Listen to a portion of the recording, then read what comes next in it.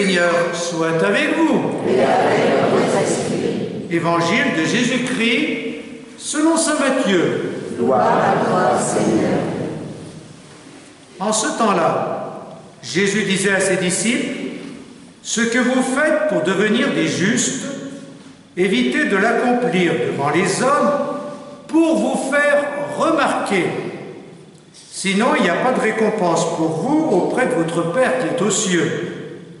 Ainsi, quand tu fais l'aumône, ne fais pas sonner la trompette devant toi comme les hypocrites qui se donnent en spectacle dans les synagogues et dans les rues pour obtenir la gloire qui vient des hommes. Amen, je vous le déclare, ceux-là ont reçu leur récompense. Mais toi, quand tu fais l'aumône, que ta main gauche ignore ce que fait ta main droite, afin que ton aumône reste dans le secret. Ton Père, qui voit dans le secret, te le rendra. Et quand vous priez, ne soyez pas comme les hypocrites. Ils aiment à se tenir debout dans les synagogues et au carrefour pour bien se montrer aux hommes quand ils prient. Amen, je vous le déclare, ceux-là ont reçu leur récompense. Mais toi, quand tu pries, retire-toi dans ta pièce la plus retirée, ferme la porte et prie ton Père qui est présent dans le secret. Ton Père qui voit dans le secret te le rendra. Et quand vous jeûnez, ne prenez pas un air abattu comme les hypocrites. Ils prennent une mine défaite pour bien montrer aux hommes qu'ils jeûnent.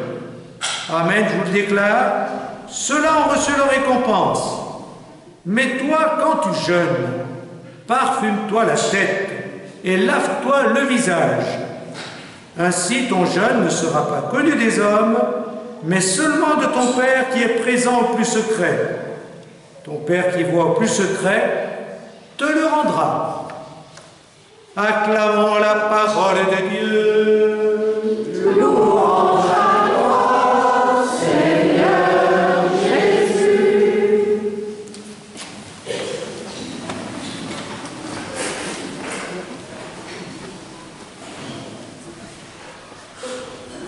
Je voudrais revenir d'abord sur l'oraison, la prière d'entrée, qui disait « Accorde-nous, Seigneur, de savoir commencer saintement par le jeûne, l'entraînement au combat spirituel, que nos privations nous rendent plus forts pour lutter contre l'esprit du mal. » Eh bien voilà, le mot « fort », c'est le mot « entraînement ».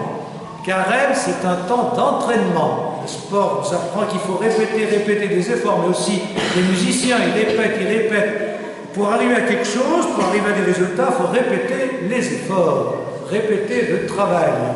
Eh bien, Carême, c'est le temps du travail, c'est le temps de l'entraînement, c'est le temps des efforts répétés. Répéter pour devenir plus fort. Eh bien, quels sont ces efforts? Jésus vient de nous les citer, il y en a 3. Il y a 3 types d'efforts, et j'en rajouterai un 4e.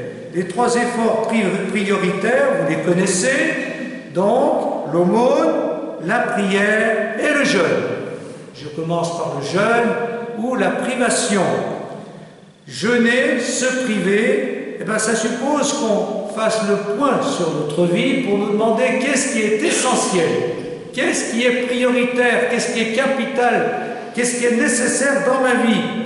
Eh bien, vous le savez tous, il ne suffit pas de se nourrir et de bien manger et de consommer. L'essentiel, c'est autre chose que la consommation. Le jeûne, c'est prendre ses distances par rapport à la surconsommation matérielle d'aujourd'hui. Qu'est-ce qui est essentiel? Qu'est-ce qui me nourrit vraiment? Ce qui me nourrit vraiment, ce sont les raisons de vivre. Ce sont les valeurs que je vis. Alors, quelles sont les valeurs que je vis ou que je devrais mieux vivre? Ça suppose qu'on fasse le point sur notre vie. Voilà. Alors, le sens de la vie, c'est de vivre des belles valeurs. Alors, quelles sont les valeurs que je vis? Il faut encore mieux les vivre. Quelles sont les valeurs que je ne vis pas bien? Il faut les travailler. L'amour, la paix, la joie, la confiance, l'espérance, la foi. Ben voilà, on fait le point. Jeûner, c'est ça. Voilà. Prendre des distances par rapport à la consommation pour me nourrir des vraies valeurs qui vont me construire, me rapprocher de Dieu, me rapprocher des autres. Mais en même temps, pour stimuler ces efforts, il faut faire des efforts concrets de privation. Voilà. Et c'est bien ce que disait l'oraison. Voilà, il faut jeûner, que nos privations nous rendent plus forts. Alors, les privations, très concrètes, il faut en vivre. De quoi on peut se priver? Alors, l'alcool, la cigarette, les jeux vidéo pour les enfants, les écrans, ça c'est la privation dont que tout le monde devrait faire, parce qu'on passe pas moi d'ailleurs, mais vous peut-être, trop de temps devant les écrans. C'est une catastrophe pour les enfants et les jeunes. 3 à 4 heures devant des écrans, au lieu de sortir dehors, prendre l'air, jouer, et puis de faire tellement d'autres choses. Donc voilà, quelles sont les privations à notre portée? Il faut les faire. Alors il y en a qui disent, oui, à quoi ça sert de faire des privations? C'est déjà de se libérer. Voilà, il faut faire des privations. Par exemple, on peut aujourd'hui se priver d'un repas, tout à l'heure à laquelle vous pourrez, par exemple, si vous mangez un peu moins que d'habitude, ben voilà, offrir, on peut se priver pour donner aux plus pauvres, laquelle sera pour les œuvres de solidarité, le CCFD par exemple, la paroisse décidera. Mais il ne faut pas simplement se priver pour partager, il faut se priver pour se priver, ça libère. Parce qu'on est trop dépendant, mettons du café ou des gâteaux, des friandises, des enfants, des bonbons, des choses toutes simples.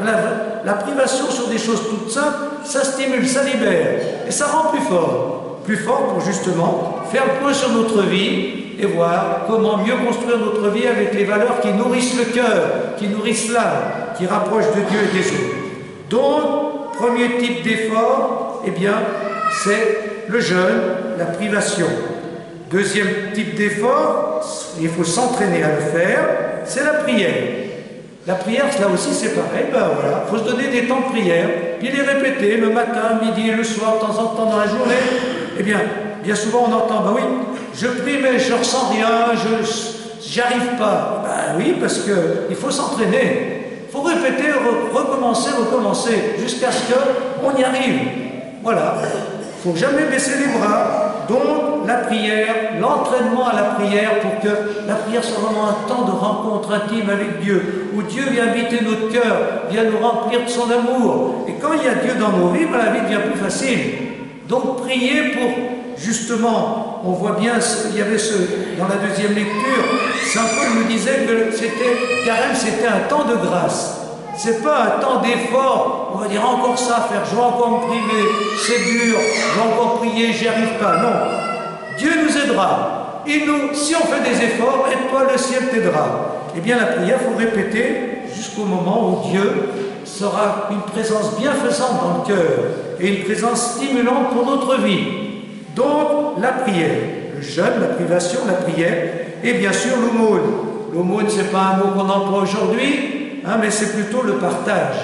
L'aumône, c'est donner à ceux qui ont faim, bien sûr, grâce à nos privations, nos efforts de carême, comme je l'ai dit tout à l'heure. Mais l'aumône, c'est surtout dire, voilà, qui est-ce que j'arrive pas à aimer dans mon entourage? Tu aimeras Dieu, tu aimeras ton prochain comme toi-même. Eh bien, il y a toujours des personnes avec qui on n'a pas d'affinité, des personnes qu'on devrait mieux aimer, des personnes qui nous agacent parce que constamment elles nous demandent les mêmes choses, des personnes qui nous téléphonent régulièrement pour répéter. Ben oui, il y a des gens qui sont pénibles, il faut les aimer. Des gens qui nous agacent, il faut les aimer. Des gens pour qui on n'a pas d'affinité, ben voilà. Ben là aussi, c'est un temps de grâce.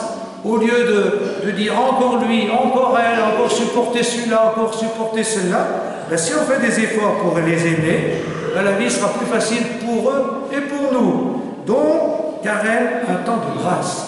Un temps de grâce pour mieux prier, mieux aimer les autres, surtout ceux qu'on a du mal à aimer, et mieux vivre l'essentiel. Donc voilà les 3 types d'efforts, et l'entraînement de carême doit nous aider à faire ces efforts pour arriver au résultat. Quand on fait des efforts en sport ou en musique, c'est pour réussir.